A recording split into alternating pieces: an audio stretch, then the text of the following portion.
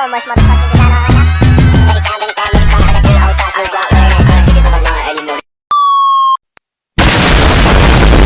Assalamualaikum warahmatullahi wabarakatuh. Perkenalkan, nama saya Asep Munandar dari kelas M5R1A.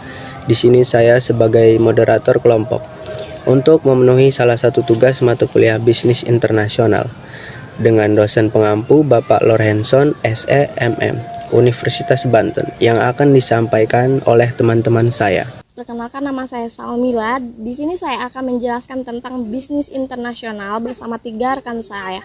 Apa sih bisnis internasional itu? Bisnis internasional merupakan bisnis yang segala sesuatunya dilakukan dengan melewati batas-batas negara. Tidak hanya dalam hal perdagangan, namun juga di bidang manufaktur maupun industri jasa yang berkembang di berbagai bidang seperti transportasi, pariwisata, konstruksi, komunikasi massa, periklanan, perbankan, perdagangan besar maupun perdagangan eceran. Nah, di sini juga ada yang namanya kegiatan impor. Kegiatan impor merupakan salah satu contoh perdagangan internasional. Kegiatan ini melibatkan pembelian suatu barang maupun jasa di luar negeri. Contohnya yang terjadi seperti barang luar masuk ke Indonesia seperti migas, beras, peralatan farmasi, hingga alat-alat elektronik. Selain impor, aktivitas ekspor juga bisa dilakukan, bisa disebut sebagai bagian jenis bisnis ini. Kegiatan ini adalah pengiriman barang yang dibuat dari dalam negeri yang dikirim ke luar negeri. Nah, sekian penjelasan dari saya, maka penjelasan materi selanjutnya akan dilanjutkan oleh teman saya. Baiklah, di sini saya akan menjelaskan tentang perbedaan bisnis internasional dengan perdagangan internasional. Jadi, bisnis internasional dengan perdagangan internasional itu adalah dua hal yang konsepnya saling terkait gitu, tetapi memiliki perbedaan penting. Kalau bisnis internasional itu yaitu mencakup semua aktivitas yang terlibat dalam menjalankan bisnis di tingkat global. Ini termasuk investasi langsung, manajemen cabang perusahaan di negara lain, serta penjualan produk atau layanan ke pasar internasional. Bisnis internasional seringkali lebih luas dalam cakupannya daripada perdagangan internasional. Selanjutnya yaitu perdagangan internasional.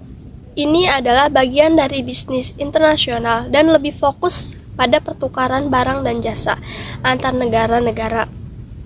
Perdagangan internasional ini melibatkan ekspor dengan impor.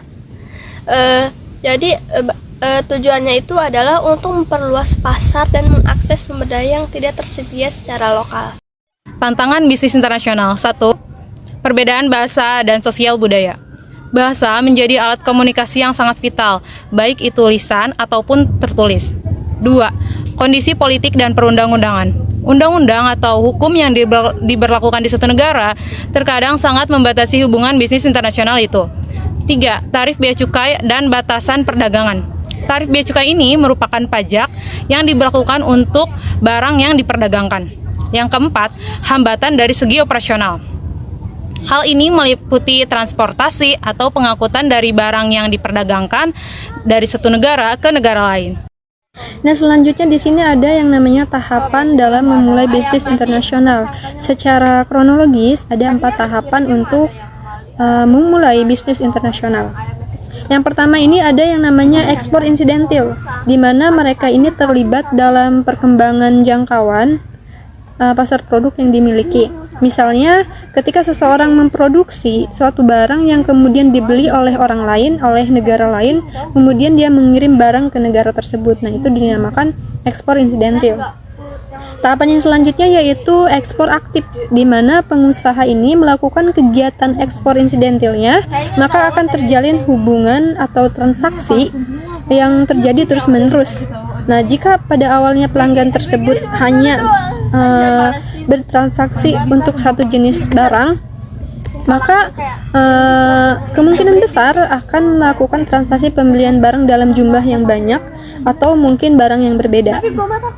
Nah, yang ketiga ini ada yang namanya penjualan lisensi. Di tahap ini, produsen menjual brand atau merek mereka sehingga konsumen ini dari negara lain memberi produk tersebut dan berhak melakukan manajemen secara pribadi atas barang-barang yang lisensinya telah mereka beli. Nah, yang keempat ini ada yang namanya franchising. Nah, di tahap ini pihak produksi tidak hanya menjual suatu barang, tidak hanya menjual izin dagang mereka, tetapi juga menyediakan berbagai alat, kemudian resep campuran yang digunakan selama proses produksi, kemudian cara memproduksi dan pengendalian mutu, pengawasan mutu bahan baku, dan hasil produksi telah sesuai dengan cara pelayanannya. Kemudian juga bagi pembisnis pemula, dalam bisnis internasional ini mungkin akan mengalami berbagai kesulitan. Nah, jadi yang pertama kali yang harus dilakukan adalah mendapatkan kepercayaan dari publik terhadap barang maupun jasa yang ditawarkan agar bisa melakukan ekspansi pasar yang semakin luas. Nah, agar bisa memiliki jaringan yang lebih luas, maka mempelajari bisnis internasional juga sangat penting di era global seperti saat ini. Terima kasih atas penjelasannya. Itu saja yang dapat kami sampaikan. Kurang dan lebihnya mohon maaf. Wassalamualaikum warahmatullahi wabarakatuh.